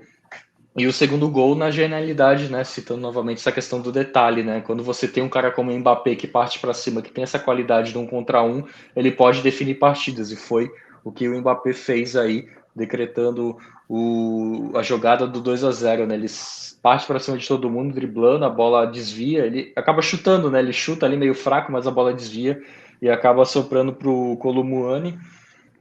Tinha acabado de entrar, né? Foi o primeiro toque dele na bola e, enfim, ele faz aí o segundo gol que decreta a vitória da França, né? Esse, para mim, foi um jogo bem aberto, muito gostoso de se ver, de se acompanhar, com a França aí mostrando que a qualidade técnica do seu elenco é o que define a partida, né? Um jogo de muitos detalhes ali, de muita concentração também, porque a equipe do Marrocos teve que ir para cima logo cedo e a França se mostrou capacitada para poder aguentar esse jogo. É isso, falando em jogo, vamos começar aí a pensar um jogo de domingo. Bom, lembrando, claro, anote aí, daqui a pouco eu vou pedir o palpite aí da galera. Já vai, você que ainda não é cadastrado, já vai fazendo seu cadastro na Penal, o QR Code tá aqui do lado. Vai lá, aproveite aí fazendo seu cadastro. Você que já é cadastrado, aproveita o papel e caneta para anotar os palpites, decidir o seu e apostar lá na Pinnacle daqui a pouquinho. Bom, vamos começar primeiro, antes das apostas do pessoal, saber o que dá para esperar do jogo de domingo, começando com Alex. E aí, Alex, o que dá para a gente esperar do jogo de domingo? Argentina e França, França e Argentina, jogo ao meio-dia. Com certeza um jogo extremamente equilibrado. Eu acho difícil cravar alguma seleção que tem algum favoritismo. Eu acho que se tem alguém com uma ponta de favoritismo, seria a seleção da França, mas algo ali, sei lá, 55, 45 não é algo muito para nenhuma seleção. Como eu disse antes, eu acho que vai ser um jogo de troca de domínio do jogo o tempo todo. Eu não acredito que uma seleção vai dominar e nenhuma seleção vai ir mais defensiva. É claro que finais a gente tem essa tônica das duas seleções terem mais medo de perder do que vontade de ganhar. Eu acho que vai ser um jogo que vai passar muito por isso. Duvido muito que tanto França quanto Argentina vá para o ataque, se proponha logo de início. É claro que ali no final do jogo, se tiver alguma seleção ganhando, naturalmente o jogo vai se propor dessa forma. Mas ali no começo do jogo eu acho bem difícil de uma seleção se coloque assim. Então, eu acho que vai ser um jogo quase um jogo de xadrez, como eu disse antes, que vai se destacar ali, vai ser as táticas tanto do Deschamps quanto do Scaloni. Quem souber melhor como neutralizar o adversário vai acabar levando esse título. Então, eu acho que vai ser um jogo de extremo equilíbrio.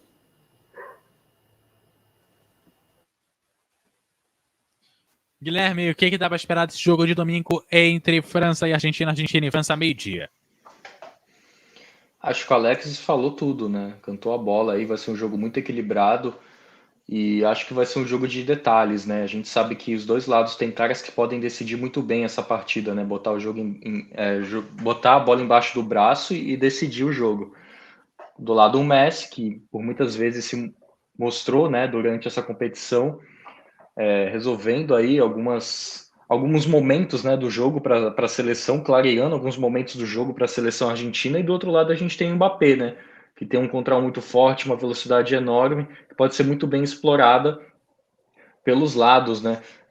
Se não me engano, foi o Arsène Wenger que falou sobre isso, né? A questão dos lados, né? Que os pontas vão definir essa Copa do Mundo. E eu acho que é muito isso, porque se a gente pegar esse confronto, o lado esquerdo da França é o melhor e o lado direito, sei lá, da Argentina é o melhor ali se jogar, né? O Di Maria, porque a gente não sabe como o Scaloni vai arrumar esse time, ele que vem, né, como a gente falou, pensando a partir do adversário. Então, o jogo pelas pontas, pelos lados, vai ser muito interessante de se acompanhar. E eu estou muito curioso também para ver como a França vai lidar com a questão do Messi, se ele jogar centralizado, como vai se dar essa marcação em cima dele. A gente sabe que ele, jogando ali centralizado, muitas vezes como um falso 9, volta muito para construir o jogo. Eu estou muito curioso para ver como vai se dar, se a França vai continuar ali com uma dupla de volantes mais marcadores, ou vai escalar um cara como o Rabiot, por exemplo, que tem muita chegada na área, que tem passes para frente, enfim, mas que não é tão bom assim na marcação. Então, acho que, acima de tudo, curiosidade é a palavra para essa partida. Matheus, já para definir domingo, primeira hora equilíbrio, segunda hora desespero, se tiver prorrogação e pênalti, a terceira hora do coração disparado? Acho que vai ser coração disparado desde o início, né? Vai ser um jogo, acredito eu, que muito equilibrado, né? Se a gente lembrar daquele confronto de 2018, né? Aquele 4-3, tudo bem que as seleções mudaram de lá para cá, né? Mas a tendência é que, não sei se vai ser um jogo de muitos gols, mas a tendência é que seja um jogo dessa forma, equilibrado. São duas seleções que têm dois excelentes jogadores, principalmente, né? Como o Guilherme falou, que podem definir a qualquer momento, o Messi e o Mbappé. Eu acho que vai passar muito também de como essas seleções vão ser escaladas, né? A gente não sabe como é que a Argentina vai vir, o Scaloni vem mudando conforme o adversário. Por outro lado, a França tem essas dúvidas, né, de jogadores que estão aí gripados, de jogadores que sentiram problemas, né? O Theo Hernandes, principalmente, é um jogador que, se ficar fora, quem é que vai jogar na lateral esquerda?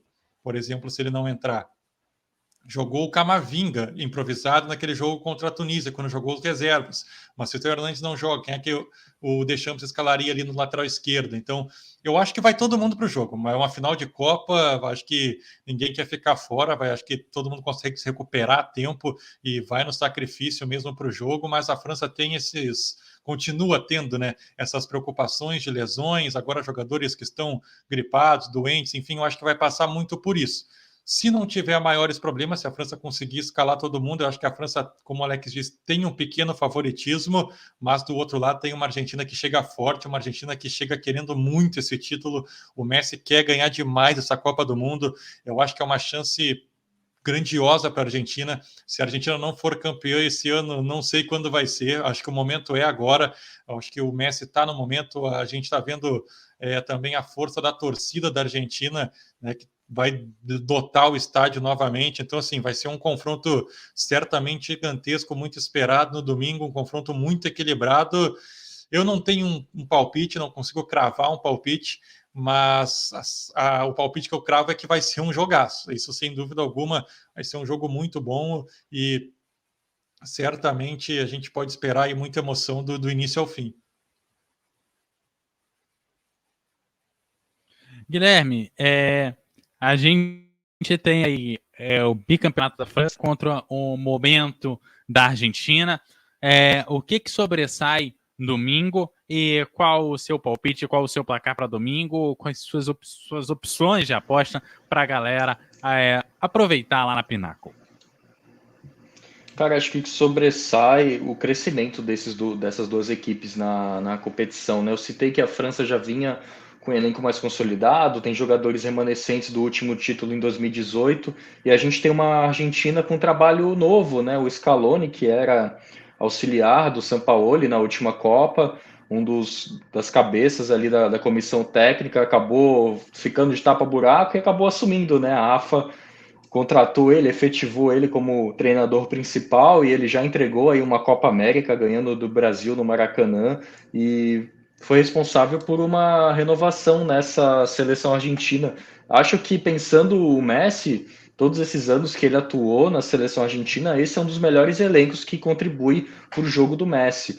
Então, destacar esse crescimento das duas equipes, a França, como eu mencionei, com novos nomes, sobretudo no meio de campo, essa renovação de elenco muito forte que se consolidou durante a Copa do Mundo, que firmou jogadores em posições como o Tchouaméni, citando novamente aqui, e enfim, São elencos muito qualificados e eu chutaria 1-1 no tempo regulamentar, 0-0, mantém, né, esse 1-1 na prorrogação, e a Argentina vence nos pênaltis com o Dibu Martins pegando 2 pênaltis. Alex, suas apostas para domingo aí, o que dá para galera aproveitar lá, Pinaco? Eu acho que vai ser um jogo para prorrogação. Acho bem difícil ter alguém que vai vencer o jogo, é claro, vai ter um detalhe, mas eu acredito num empate, e aí eu acho que a Argentina leva na prorrogação. É isso, Matheus. Pelo menos você falou que não dá para cravar um resultado, mas pelo menos uma dica para a galera apostar.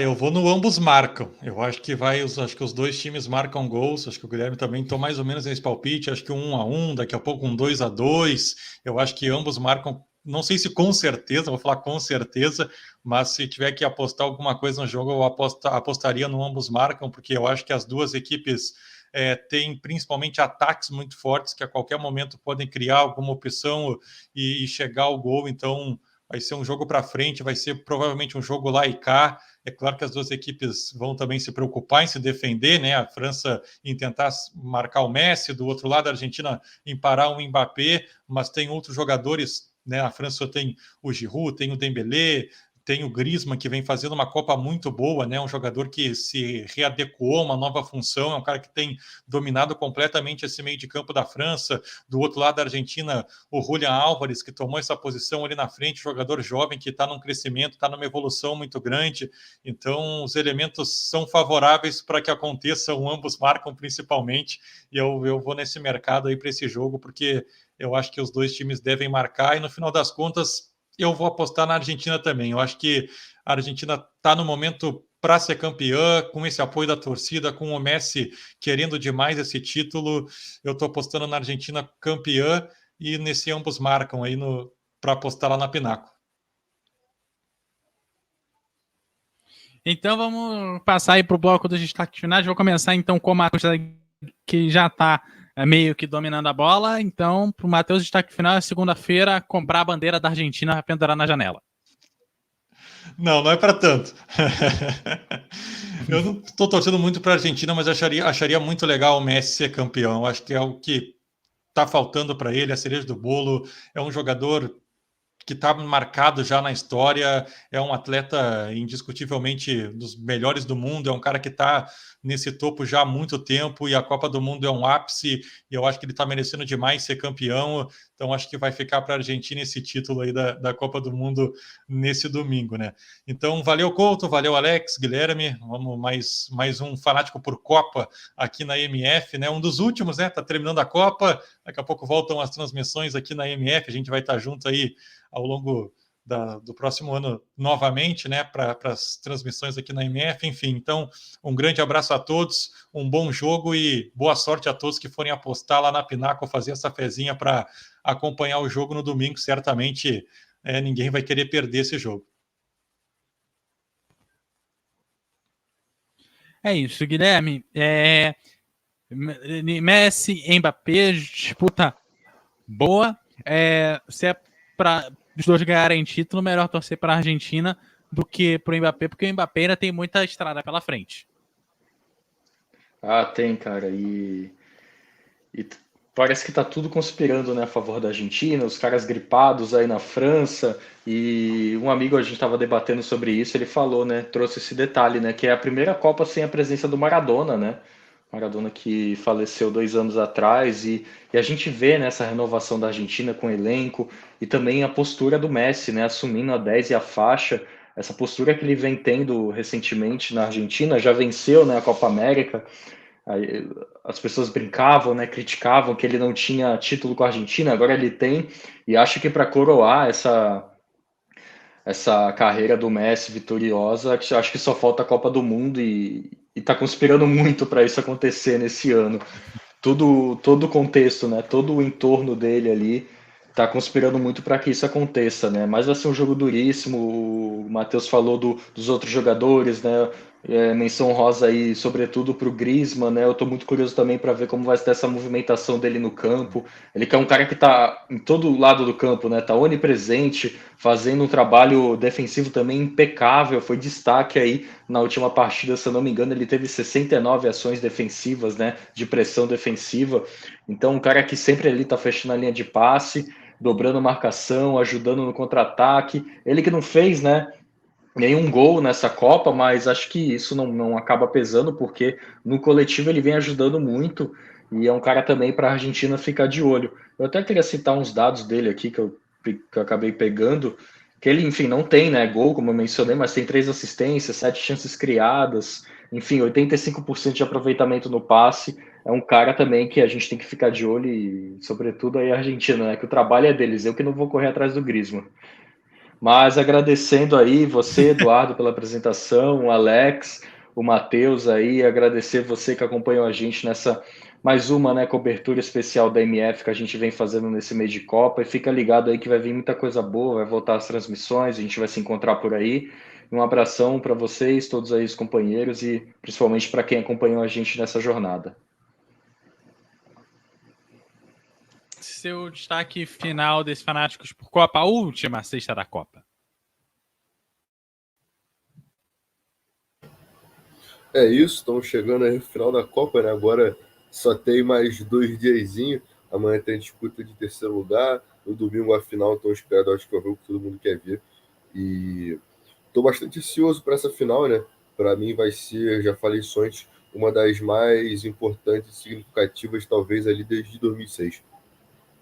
E um abraço a todo mundo que nos acompanhou. Muito obrigado a todo mundo que assistiu aí a gente. Também um abraço para o Eduardo, para o Matheus e para o Guilherme que estiveram comigo hoje nessa transmissão. É isso, claro, você segue a gente na Twitch, também lá no Facebook, se tiver o sininho para saber as notificações. Quando voltar as transmissões, você com o sininho, sabe, das nossas transmissões, e lá no melhordofutebol.com você tem as notícias do esporte 24 horas por dia, a nossa programação também, as nossas transmissões. Galera, aquele abraço, caso a gente não se encontre, bom Natal, bom Ano Novo para quem comemora Natal, bom Ano Novo para quem vai comemorar Ano Novo aí no dia 31, boa disputa de terceiro lugar, boa final no domingo. Gente, nas transmissões estaremos juntos aí em 2023. Galera, aquele abraço. Até a próxima.